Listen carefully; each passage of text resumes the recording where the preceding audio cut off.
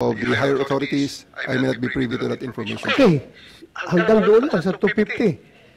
Sino nagpadala sa kanya sa aeroplano? Nagpasakay sa aeroplano?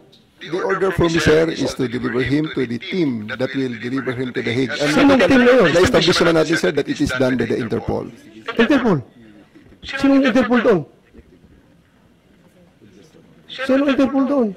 Si Ambassador Lacanilaw? Kanila o nag-order sa'yo? Na isakay sa aeroplano? Sir, I think we have already established. Yung order ko is for me to deliver him to the 250th wing and deliver him to the team. Okay, nandun na siya sa 250th wing. Ngayon, pinilit mo siyang ilabas. Nakita ko pa yung matanda, humawak sa lamisa. Ayaw siya magpadala sa'yo. Ayaw niya sumakay sa aeroplano. Sino nag-order sa'yo na isakay sa aeroplano? Can I defer the questions, sir? The answer to the questions to the SOJ. Considering I have a team. You are the one there.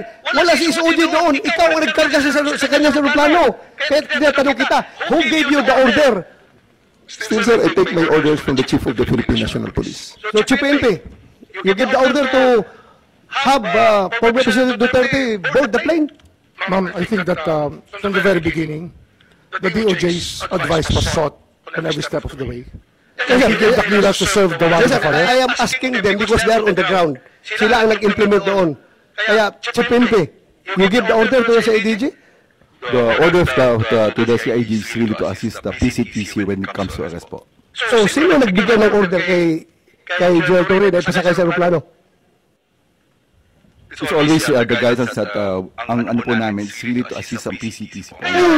Oh, PCTC. Were you the one who ordered the boarding of President Duterte sa aeroplano? General Alcantara, please.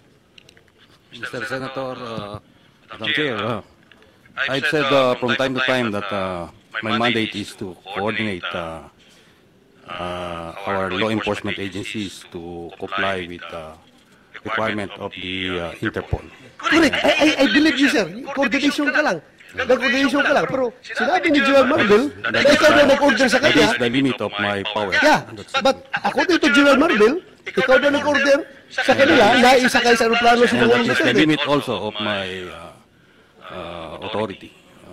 That's my mandate. My mandate is to coordinate, disseminate. So, for the record, hindi ka nagbigay ng order kay General Marvel na isakay sa aeroplano? Hindi. For the record. For the record, I am not the authority to order the arrest, to order the boarding of the plane. Categorically, did you or did you not give the order to General Marvel? No. No. So, General Marvel, are you lying? So I'm not lying, but I just want to have the executive privilege po regarding this matter. Nandito na tayo eh. Executive privilege ka dyan. Bakit naging executive privilege? Kanina sinabi mo, PCTC ang nagbigay ng order. Ngayon, mag-executive privilege ka. Sino-sino na tinuro mo? That's why we didn't want to attend the last hearing because this is what we were expecting, ma'am. We don't want to be bullied. No, we're not bullying you, sir. I think that you're trying to make people admit something that they will not admit. And that's a privilege is a valid excuse not to answer any question. President Duterte is already at the Hague. You're asking kung sino nagpadala doon sa kanya. Sino na Yan ang tanong natin. trying to understand every step of As I said earlier, everything was cleared with the DOJ. We are not bullying you, sir. Ha? We want the truth. That's why